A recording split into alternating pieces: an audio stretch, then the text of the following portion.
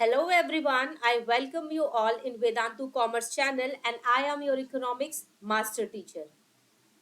आज की वीडियो में हम कंज्यूमर बिहेवियर का फिफ्थ पार्ट करने वाले हैं, यानी कि हमने ऑर्डिनल अप्रोच लास्ट वीडियो में स्टार्ट कर दिया था।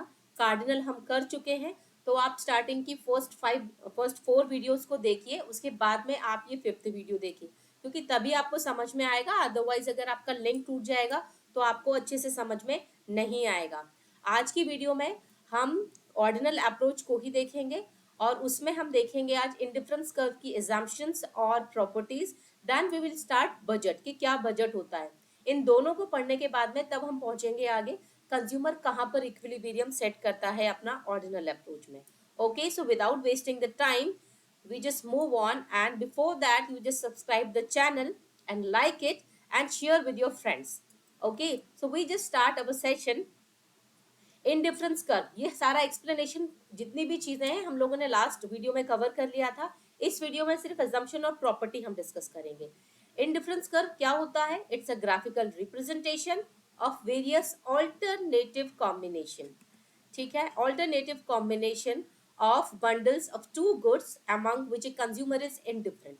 इनडिफरेंट का मतलब क्या होता है कि डिफरेंट मतलब अलग, इनडिफरेंट मतलब सेम। किसी पर भी किसी भी पॉइंट को अगर वो चूज करेगा ना, तो उसका जो लेवल ऑफ सेटिस्फेक्शन है वो सेम रहेगा, वो चेंज नहीं होगा। ठीक है, तो ये ग्राफिकल रिप्रेजेंटेशन है जहां पर टू गुड्स को हम बताते हैं। और आप चाहे P Q R S T, among this you can choose any one of them. हर एक पॉइंट पर आपको इक्वल लेवल ऑफ सेटिस्फेक्शन मिलेगा, लेकिन किस कॉम्बिनेशन को आप चूज कर रहे हैं ये कंज्यूमर पर डिपेंड करेगा। ऑल्टरनेटिव कॉम्बिनेशन क्यों बोले हैं? क्योंकि आपके पास कई सारे ऑप्शंस यहाँ पर अवेलेबल हैं बंडल्स के। बंडल्स कैसे? जैसे आपने 5 और 4 का बंडल चूज किया या 4 और 3 का किया, अकॉर्डिंगली आप कौन सा बंडल चूज कर रहे हैं उसके according. Moving on, assumptions of indifference curve. assumption अगर हम फर्स्ट बात करें तो जब भी हम इंडिफरेंस कर्व को लेंगे और ग्राफ में रिप्रेजेंट करेंगे, so that we should know कि हमेशा टू कमोडिटीज को ही लिया जाता है। More than that we are not able to represent on the graph.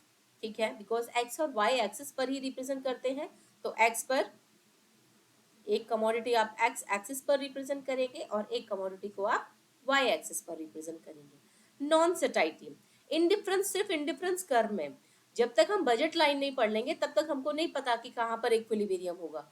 तो नॉन सेटाइटी, ठीक है, किसी पर भी वो एक स्टेबल पॉइंट में नहीं होगा।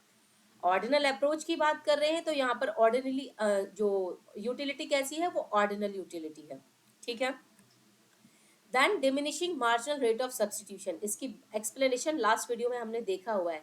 डिमिनिशिंग MRS विच मीन्स कि जैसे जैसे हम एक नेक्स्ट कमोडिटी का कंजप्शन बढ़ाते हैं तो उसके लिए हमें जो दूसरी कमोडिटी को सेक्रीफाइस करना पड़ता है।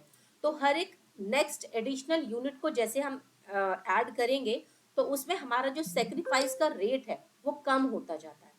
ठीक है, इसी को diminishing marginal rate of substitution कहते हैं। जब भी हम बात करते हैं इकोनॉमिक्स की, तो और यहाँ हम बात करें इंडिफरेंस कर्व की, तो हम मान के चलते हैं consumer will be a rational person, कि अगर इरेशनल होगा उसको समझ ही नहीं होगी क्या चीज है, टेस्ट कैसा है उसको मालूम नहीं है।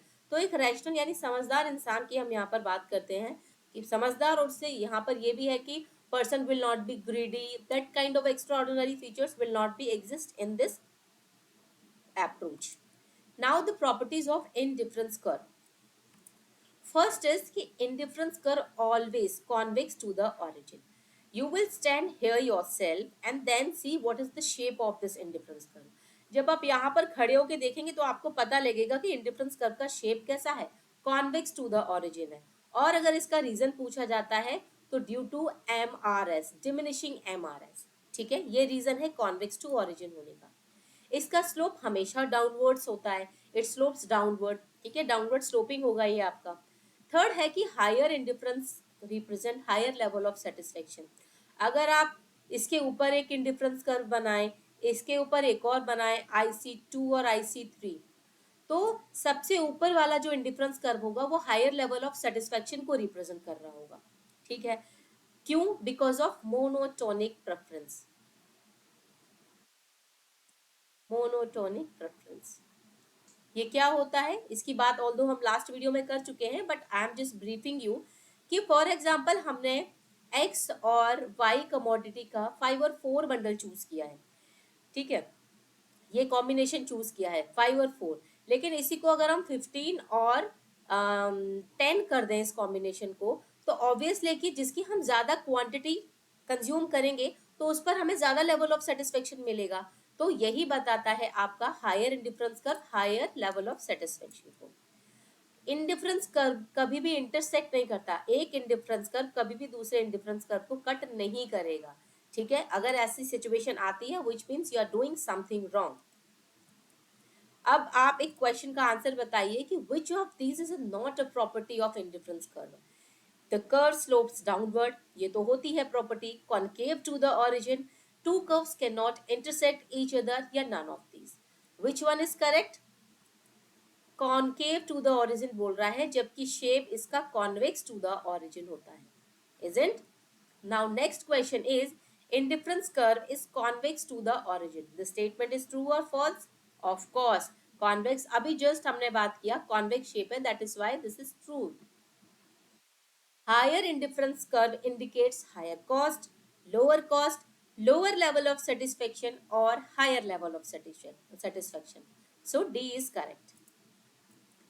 Indifference curve can intersect each other, क्या इंडिफरेंस कर्व एक दूसरे को काट सकता है, इंटरसेक्ट कर सकता है? नो वेज, तो फॉल्स हो जाएगा, ठीक है। नाउ ये हो गया हमारा इंडिफरेंस कर्व। अब हम आगे बढ़ते हैं बजट लाइन की तरफ। बजट लाइन क्या होता है, मैंने आपको बताया ना, ऑर्डिनल अप्रोच जब आप पढ़ेंगे तो आपको इंडिफरेंस कर्व समझना पड़ेगा, बजट लाइन क्या होता है ये समझना पड़ेगा, then you will reach on the consumer equilibrium. तो यहाँ हम इसका नेक्स्ट फेज देखते हैं कि बजट लाइन क्या है। Budget line is a graphical representation of all possible combination of two goods which can be purchased with given income and price। ये एक ग्राफिकल रिप्रेजेंटेशन है of all possible combination of two goods जिसको purchase किया जाता है, हमें जो given income है हमारे पास में और जो प्राइस है मार्केट में उस पर्टिकुलर कमोडिटी का, such that the cost of each of this combination is equal. लेकिन इनमें से कोई भी कॉम्बिनेशन अगर हम चूज करेंगे, डिफरेंट डिफरेंट कॉम्बिनेशन की हम बात करते हैं, लेकिन कोई भी कॉम्बिनेशन वो जो हम यूज करेंगे वो होगा हमारा इक्वल टू द इनकम, ठीक है। वो हमारी इनकम के बराबर होना चाहिए या फिर कम होना चाहिए, ठीक है। इनिशियली हम बात करेंगे कि इक्वल होगा और फिर कुछ क्वेश्चन करेंगे बजट कंस्ट्रेंट क्या, यानी एक जो कंज्यूमर है वो या तो अपनी इनकम के बराबर खर्च करेगा, बराबर एक्सपेंडिचर करेगा, या फिर अपनी इनकम से थोड़ा कम करेगा क्योंकि कुछ वो पार्ट अपना सेव करेगा। Okay, now it is the locus of different combination of two goods. Locus मतलब जो आपकी ये पॉइंट बनते हैं ना 1 2 3, ये जो कॉम्बिनेशन, ये locus combination of two goods which the consumer consume, जिसे कंज्यूमर कंज्यूम करता है और जिसकी कॉस्ट एग्जैक्टली उसकी इनकम के बराबर होती है, ठीक है। चलिए, the bundles are represented graphically where we downward sloping straight. ये जो बजट लाइन बनेगी ना वो एकदम स्ट्रेट बनती है और एक्सिस को टच करते हुए होती है, ठीक। बजट लाइन को ही प्राइस लाइन भी कहा जाता है, that you should know. Budget line और price line both are same thing. Now budget set. Budget set is the set of all possible combination of two goods which a consumer can afford। यानी वो हर एक combination जिसे एक consumer afford कर सकता है, जो उसकी इनकम है और जो मार्केट में प्राइस चल रहा है उस पर्टिकुलर कमोडिटी का, उसके थ्रू। ये क्वांटिटेटिव कॉम्बिनेशन है क्योंकि यहाँ हम इनकम की बात कर रहे हैं। Income can be count in numbers of two goods which can be purchased by a consumer from his income. Moving on, if we will write budget line in the algebraic expression, so we just write in this manner: M equal to PA. PA मतलब price of the apple, price of X commodity, A commodity, whatever you just write it, multiply by quantity of A commodity plus price of B commodity multiply by quantity of B commodity, and it should be equal our income. तो ये हमारा क्या हो जाएगा, ये हो जाएगा expenditure और ये हो जाएगी इनकम। तो इसका ये मतलब है कि हमारी इनकम के बराबर अगर हम एक्सपेंडिचर कर रहे हैं तो इक्वल है। अगर हमारा एक्सपेंडिचर इससे कम हो रहा है तो हम कहेंगे कि income is more than our expenditure. इसमें आप देखिए एम को मनी इनकम कहा गया है, क्यू ए मतलब quantity of apple, Q B quantity of banana, P A price of each apple, P B price of each banana. Alright, moving on to the next slide, if we will represent this budget line into a schedule, so we just see that कि इतने combinations है E F G H I J and apple stands for A, banana stands for B। अगर हम यहाँ पर देखें तो 5 0 4 2 3 4 2 6 1 8 0 10, these are the sets, these are the combination है ना, what we were talking about। जिन हम combinations की बात कर रहे थे ना, ये वही combination है कि हमारा मान लीजिए ये एक्स और वाई कमोडिटी है, तो 5 0 चूज किया, ठीक है, यहाँ इसको y ले लेते हैं और इसको x लेते हैं क्योंकि ग्राफ में आगे आपको इसी तरीके से दिखने वाला है। तो 5 0 4 2 3 4 2 6 1 8 एंड 0, ये आपकी कॉम्बिनेशन है, ठीक है। इन कॉम्बिनेशन की बेसिस पर ही आप निकालेंगे। अब मान लीजिए कि अगर हमारी इनकम कितनी है, इनकम 20 है, ठीक है। अब किस तरीके से, यानी हमको अगर हमारी एप्पल पर एप्पल का प्राइस अगर 5 रुपीज है तो हम कितना क्वांटिटी खरीदें एप्पल का कि हमारी इनकम उसके इक्वल हो जाए, या दोनों में मिलाकर उसको कैसे डिस्ट्रीब्यूट करें कि हमारी इनकम 20 ही रहे, मतलब इनकम से ज्यादा खर्च ना हो। इसे हम समझते हैं नेक्स्ट स्लाइड से। यानी अगर 5 प्राइस है एप्पल का, तो अगर हम 4 क्वांटिटी खरीदेंगे उस टाइम पर हमारी इनकम के इक्वल हो जाएगा, लेकिन उस टाइम पर बनाना हम एक भी नहीं खरीद पाएंगे, यही बात है ना।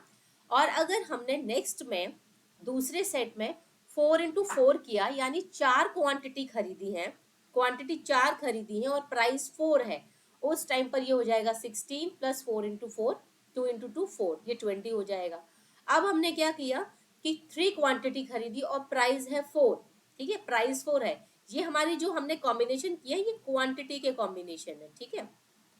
नंबर ऑफ क्वांटिटी कितना चूज किया है हमने, तो 3 इंटू 4 12 प्लस 4 इंटू 2 8 20।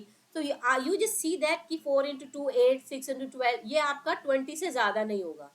जो भी कॉम्बिनेशन आप इनको मल्टीप्लाई करिए देन प्लस करिए, ये आपकी 20 के इक्वल ही आ रहा है, ठीक है। तो आपका जो खर्च है, मनी स्पेंडिंग है, मनी का जो आपने खर्च किया, एक्सपेंडिचर किया है, वो आपका इनकम से ज्यादा नहीं होना चाहिए। यहाँ देखिए लिखा हुआ है money spend equal to our income, ठीक।